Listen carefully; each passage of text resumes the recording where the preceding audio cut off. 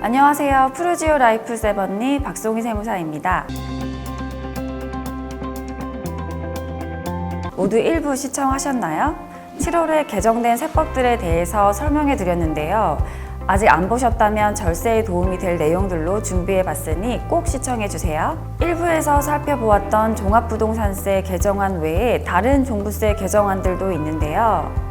일시적 2주택 등 1세대 1주택자 주택수 종합부동산세 특례가 신설되었습니다.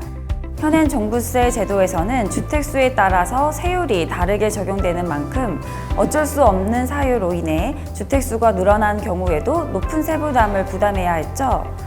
하지만 이제 달라집니다. 일시적 2주택자, 즉 1세대 1주택자가 종전주택 양도 전 다른 주택을 대체로 취득한 경우 신규 주택 취득 후 2년 이내 종전주택을 양도하는 경우에는 1주택자로 보아 종부세를 적용합니다. 또한 대표적인 불가피한 사유죠. 1세대 1주택자가 상속으로 인해 2주택을 보유하게 되는 경우에도 1주택자로 적용합니다. 상속주택에 대해서는 여러 번 개정이 있었는데요. 여기서 1주택자의 의미는 상속 개시일로부터 5년이 경과된 주택이라면 주택수에서 제외하고 저가주택 또는 소액지분인 경우 기간 제한 없이 주택수에서 제외합니다. 여기서 저가주택이란 공시가격이 수도권은 6억 원, 비수도권은 3억 원 이하를 의미하고요. 소액지분의 의미는 상속주택 지분 40% 이하인 경우를 말합니다. 기존보다 금액 기준도 지분율도 완화되었고 AND 요건이 아닌 또는 요건으로 바뀌었네요. 이러한 경우에는 1주택자로 보아 종부세를 과세한다고 했었죠. 종부세 세율이 단일화되지만 1주택자의 경우 공제금액이 크죠. 기본공제금액이 22년에는 기본공제 11억 원에 특별공제까지 총 14억 원을 공제하고 23년 이후에는 12억 원을 적용합니다. 기본공제뿐만 아니라 1주택자인 경우에 적용 가능한 고령자 장기보유 세액공제까지 적용 가능하게 됩니다. 이러한 특례는 신청을 통해서 적용 가능한데요. 2022년 9월 16일부터 9월 30일까지 신청하면 됩니다. 22년 1월 1일 이후부터 현재 바로 적용 가능한 만큼 상속주택, 일시적 2주택자분들은 꼭 챙기시길 바라겠습니다. 많은 분들이 알고 계셨던 사안이죠. 증여하면 5년 이내에 팔면 안 된다는 이야기. 이제는 10년으로 바뀝니다. 2월 과세 기간을 5년에서 10년으로 바뀐다는 세법 개정안 때문인데요. 2월 과세, 단어가 어렵죠?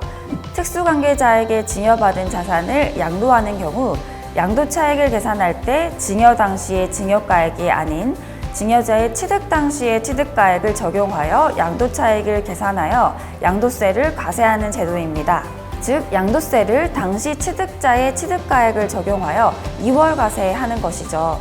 예를 들어 말씀드려 볼까요? 만약 A씨가 1억 원에 취득한 주택이 현재는 6억이 되었습니다. 6억 원이 된 부동산을 A씨의 배우자에게 증여하게 된다면 배우자의 경우 증여세 공제 한도인 6억 원의 부동산을 증여받았기 때문에 증여세를 부담하지 않고 취득하게 됩니다. 그리고 나서 배우자가 증여받은 취득가액 6억 원의 부동산을 똑같은 가격에 매도한다면 양도차익이 발생하지 않기 때문에 세금이 없겠죠. 이때 배우자가 증여받은 지 5년이 안 되었다면 증여받은 당시의 부동산 취득가액인 6억이 아닌 A씨가 취득한 금액인 1억에 대해서 양도세를 계산하는 제도가 2월 과세입니다.